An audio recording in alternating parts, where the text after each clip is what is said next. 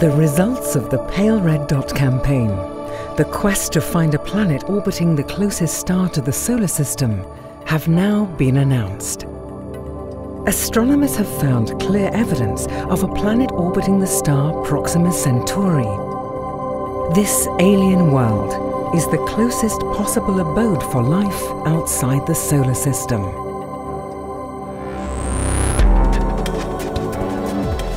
This is the ESOcast, cutting-edge science and life behind the scenes at ESO, the European Southern Observatory.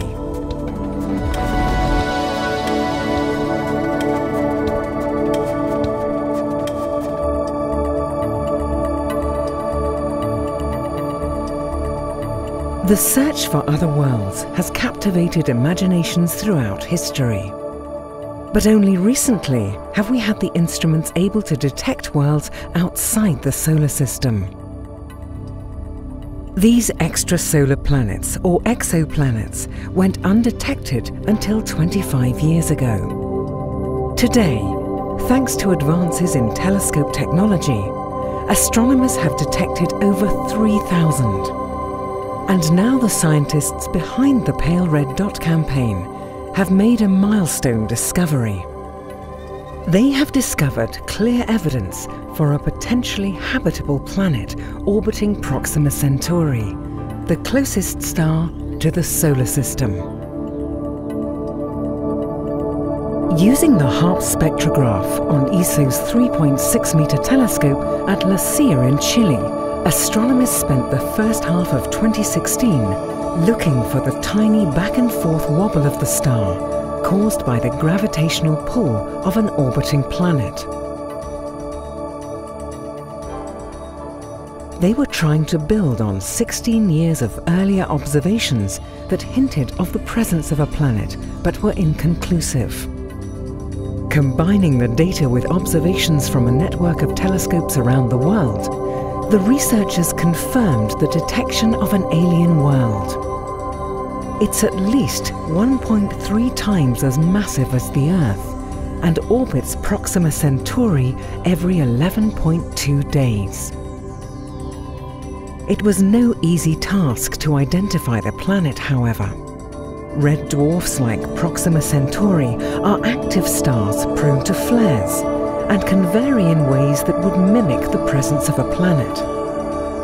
To exclude this possibility, the team carefully monitored the brightness of the star with a network of telescopes to ensure they didn't misidentify such an important discovery. Perhaps the most exciting aspect of this research is that the exoplanet called Proxima b orbits within the habitable zone of its star. This means that liquid water could exist on the planet's surface. If it were much closer, the heat from the star would boil the water away. And if it were further out, the planet's water would freeze solid.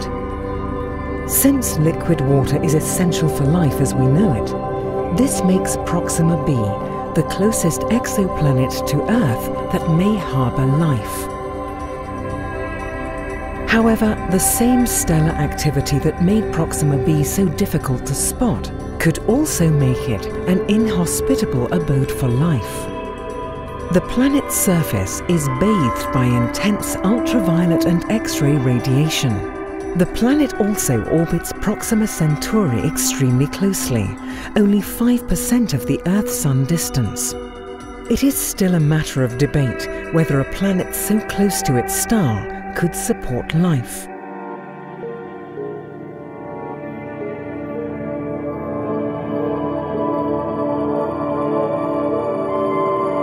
Proxima b's closeness to the Earth makes it an intriguing target in the search for extraterrestrial life. Astronomers will use the next generation of telescopes, such as ESO's European Extremely Large Telescope, to make an intensive study of this fascinating alien world, in the hope of finding evidence of life elsewhere in the universe. And if interstellar probes become a reality, Proxima b may be their first destination.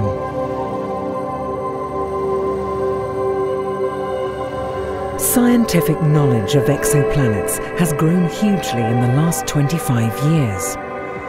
With this discovery, and armed with ESO's next-generation telescope, we may soon be within reach of answering the age-old question: are we alone?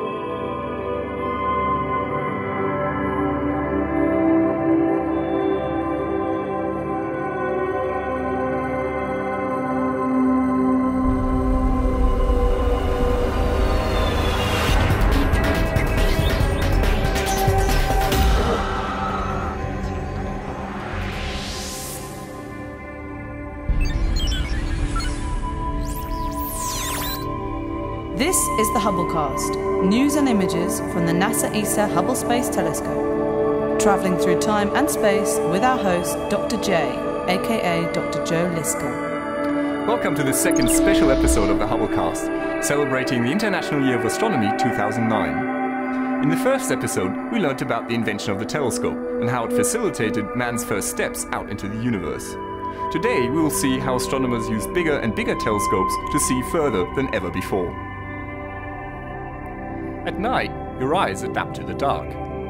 Your pupils widen to let more light into your eyes. As a result, you can see dimmer objects and fainter stars. Now imagine you had pupils 1 meter across. You'd look pretty strange, but you'd also have supernatural eyesight. And that's what telescopes do for you. A telescope is like a funnel.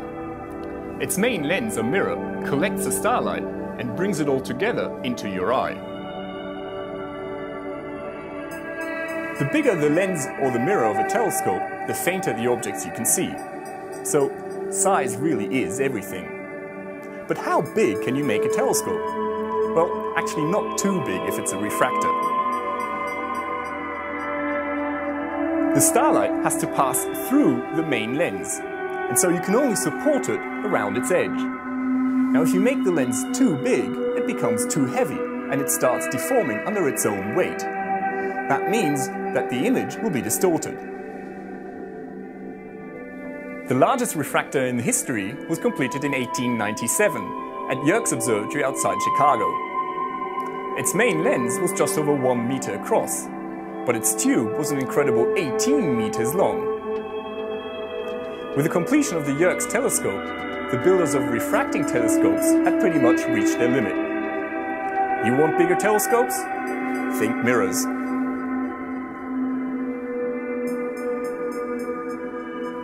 In a reflecting telescope, the starlight bounces off a mirror instead of passing through a lens. That means that you can make the mirror a lot thinner than a lens, and you can support it from the back. The result is that you can build a lot larger mirrors than lenses. Big mirrors came to Southern California a century ago. Back then, Mount Wilson was a remote peak in the wilderness of the San Gabriel Mountains. The sky was clear and the nights were dark. Here, George Ellery Hale first built a 1.5-meter telescope. Smaller than Lord Ross's retired Leviathan, it was of much better quality, and at a much better sight too. Hale talked local businessman John Hooker into financing a 2.5-meter instrument. Tons of glass and riveted steel were hauled up Mount Wilson. The Hooker telescope was completed in 1917. It would remain the largest telescope in the world for 30 years. A big piece of cosmic artillery, ready to attack the universe. And attack it did. Along with the incredible size of the new telescope came transformations in the way the image was viewed. Astronomers no longer peered through the eyepiece of the new giant, but instead collected the light on photographic plates for hours on end. Never before had anyone peered so far into the cosmos. Spiral nebulae turned out to be brimming with individual stars. Could they be sprawling stellar systems like our own Milky Way? In the Andromeda Nebula, Edwin Hubble discovered a particular type of star that changes its brightness with clock-like precision. From his observations, Hubble was able to deduce the distance to Andromeda, almost 1 million light-years. Spiral nebulae, like Andromeda, were clearly individual galaxies in their own right. But that wasn't the only incredible thing. Most of these galaxies were found to be moving away from the Milky Way. At Mount Wilson, Hubble discovered that the nearby galaxies were receding at small velocities, whereas the distant galaxies were moving away at a much faster pace. The conclusion? The universe was expanding. The Hooker telescope had given scientists the most profound astronomical discovery of the 20th century. Thanks to the telescope, we have traced the history of the universe. A little less than 14 billion years ago, the universe was born in a huge explosion of time and space, matter and energy called the Big Bang. Tiny quantum ripples grew into dense patches in the primordial brew. From these, galaxies condensed, a stunning variety of sizes and shapes. Nuclear fusion in the cores of stars produced new atoms: carbon, oxygen, iron, gold. Supernova explosions blew these heavy elements back into space, raw material for the formation of new stars and planets. Someday, somewhere, somehow, simple organic molecules evolved into living organisms. Life is one miracle in an ever-evolving universe. We are stardust. It's a grand vision and a sweeping story.